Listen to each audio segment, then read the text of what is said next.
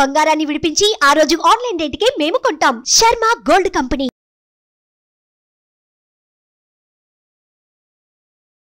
నమస్తే, welcome to Suman TV. నేను మీ యామిని. ప్రస్తుతం మనతో ఉన్నారు ప్రముఖ ఆధ్యాత్మికవేత్త, ప్రముఖ జ్యోతిష వాస్తు పండితులు మనతో సూర్యనారాయణ శర్మ గారు ఉన్నారు. వారితో మాట్లాడదాం.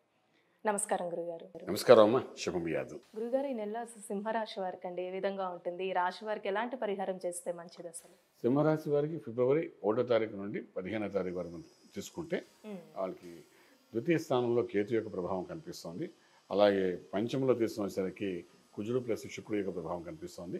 అలాగే షష్ఠ స్థానంలో బుధాదిత్య యోగం కనబడుతుంది. అలాగే సప్తమంలో శనీశ్వరుడి ప్రభావం, అష్టంలో రాహు, భాగ్యంలో బృహస్పతి. అంటే వాళ్ళకి ఎలా ఉందంటే 15 రోజుల్లోనే కష్టాలు ఉంటాయి, కానీ గురుడు అనుగ్రహం ఉంది కాబట్టి వాటిని అధిగమించి ఒక యోగంలో మనకు కూర్చోబెట్టే అవకాశం అయితే కనబడుతుంది చెప్తామంట. అలానే ఇప్పుడు వ్యాపారస్తులకండి ఈ నెలలో ఏ విధంగా ఉంటుంది? ఒకవేళ పెట్టుబడి పెట్టిన ఏదైనా వ్యాపారంలో వాళ్ళకి వ్యాపారానికి అనుకూలంగా ఉన్నాము. కొత్త వ్యాపారాలను ఆరంభించవచ్చు, మధ్యవర్తిత్వం వహించవచ్చు, కొత్త అగ్రిమెంట్స్ చేసుకోవచ్చు.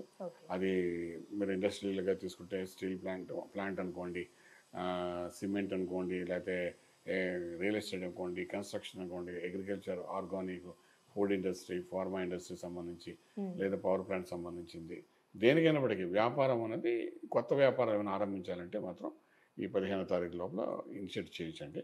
అంటే ముహూర్తాలు అది వేరే సంగతి, ఉంటే ముహూర్త ప్రకారం వెళ్తాం, మంచి రోజు చూసుకుని మొదలు పెట్టచ్చు. అది మంచి ఫలితాన్ని ఇచ్చే అవకాశం ఉంటుంది.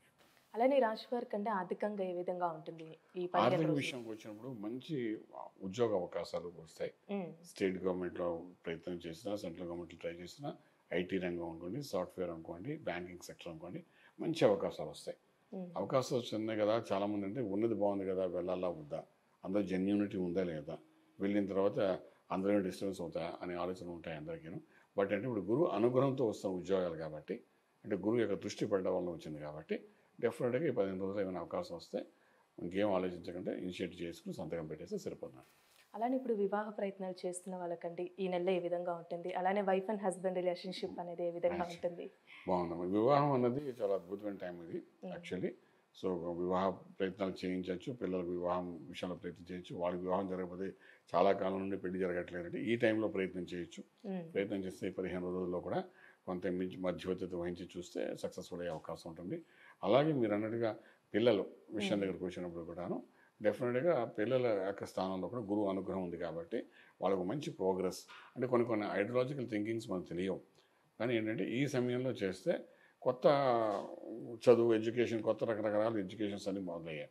ఆ ప్రయత్నాల్లో సక్సెస్ఫుల్ అవ్వచ్చు. అలా కొత్త వ్యాపారాలు పిల్లల చేత చేయించాలనుకుంటే కూడా ఇనిషియేట్ చేయొచ్చు, అందులో కూడా సక్సెస్ ఉంటుంది చెప్పగలం.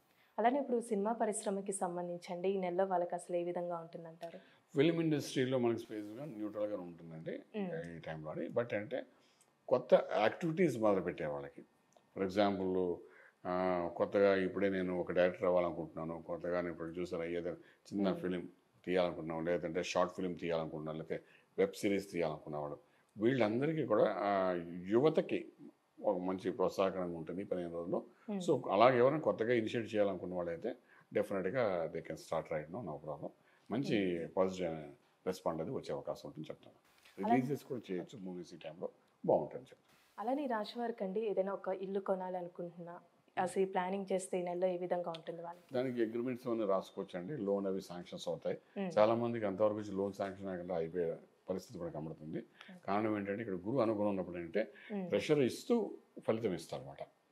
సో ప్రెషర్ ఆల్రెడీ 7 ఏంటి ఉన్న శనీశ్వరుడు వల్ల ప్రెషర్ ఉంటుంది, అష్టంలో రాహు వల్ల ప్రెషర్ ఉంటుంది, ఇవన్నీ ఉన్నాయి. 9 ఏంట్లో ఉన్న గురుడు ఏం చేస్తాడంటే ప్రెషర్స్ ఇచ్చి ఆఖరికి ఫలితం ఇస్తాడు. అంచేత లోన్స్కి వాడి ప్రయత్నం చేసుకోవచ్చు, సక్సెస్ అయ్యే అవకాశం ఉందని చెప్తాము. అలానే ఇప్పుడు విదేశాల్లో ఉన్న వాళ్ళకి కానీ విదేశాలకి వెళ్ళాలి అనుకుంటున్న వాళ్ళకి ఈ రాశి వారికి ఈ నెలలో ఏ విధంగా ఉంటుందండి? చక్కగా ఉందండి, ప్రయత్నం చేసుకోవచ్చు. టూరిజం ప్రకారం కూడా వెళ్ళి చూడాలని సరదా పడేవాళ్ళు కూడా ఇప్పుడు చేసుకోవచ్చు, అలా వెళ్ళచ్చు. అలాగే చదువుకోని విద్యార్థులు కూడా అనుకూలంగానే కనిపిస్తుంది.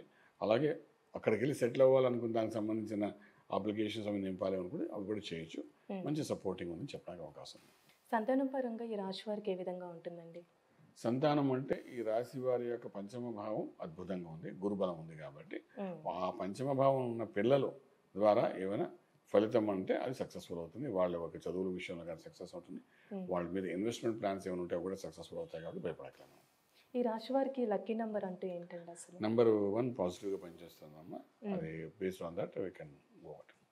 ఈ రాశి వారికి అసలు ఆరోగ్యం పరంగా ఈ నెల అసలు ఏ మనం విధంగా ఉంది? ఆరోగ్యం దగ్గరికి వచ్చినప్పుడు అంటే ఇక్కడ ఏంటంటే సప్తమంలో ఉన్న శనీశ్వరుడు, అష్టంలో రాహు యొక్క ప్రభావం బాగా కనబడుతుంది. సో ఆ అష్టమ స్థానం అది అంత చెప్పుకోదగ్గ ఫలితం ఇంకా కనిపించట్లేదు కాబట్టి ఇక్కడ వీళ్ళు దక్షిణామూర్తి కానీ గణపతి మంత్రాన్ని కానీ అభిషేకం చేసి ఆ తీర్థాన్ని తీసుకోవడం ప్రయత్నం చేయాలి. చేస్తే కొంచెం కంఫర్ట్గా ఉంటుంది, హెల్త్ ఇష్యూస్ ఏమి రాకుండాను. అదర్వైజ్ 6 ఇంట్లో Ravi burning issue, gastric issue తెస్తాడు. అష్టంలో ఉన్న రాహు ఏంటంటే దానికి ఏదో లేని భయాన్ని సృష్టిస్తుంటాడు. అంటే అక్కడ సమస్య పెద్దది ఉండదు, కానీ భయాందోళనతో డబ్బులు ఖర్చు పెట్టించడానికి ప్రయత్నం చేస్తాడు.